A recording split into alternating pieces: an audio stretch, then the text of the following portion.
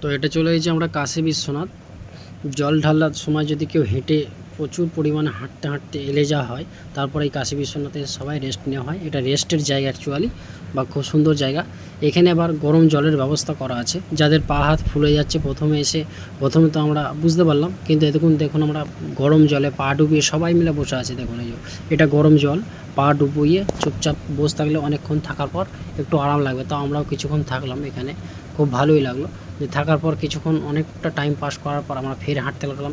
এটা যাচ্ছে কামারকুণ্ডু ওভারব্রিজ। এই ব্রিজটা কমসে কম মোটামুটি আপনার হেঁটে যেতে লাগবে মোটামুটি আধা ঘন্টার ওপর। তো আমরা আধা ঘন্টা অতিক্রম করে ফেলেছি। আধা ঘন্টা যাওয়ার পর ফের একটা মেসেজের প্রয়োজন হলো। তোমার দিদিভাই প্রচুর পায়ে ব্যথা হয়ে যাচ্ছিলো। তারপরে এটা দেখছো রোবটের সিস্টেম, পায়ে ব্যথাটা রোবটের, এটা পায়ের মধ্যেটা পুড়ে দিলে রোবটের মধ্যে পাটাকে মেসেজ করে দেবে। আর খুব সুশ্রী লাগছিল বলে তোমার দিদিভাই খুব হাসতে শুরু করে দিয়েছে। কিন্তু এটা ফ্রিতে নয়, অবশ্যই এটা 30 টাকা লাগছে। কেউ যদি মনে করো ফ্রিতে নয়, কিন্তু ঠকে যাবে। ওখানে সব কিছু যাচাই করেই নিও। তো আমরা এখান থেকে বেরিয়ে পড়লাম আবার এই 30 টাকা মেসেজের পয়সাটা দিয়ে। আরও কেউ লাইনে ছিল কিন্তু আমরা দিতে পারলাম না। এখন পরে টাইমের সময় শেষ, রাত 11:30 বাজছে এখন।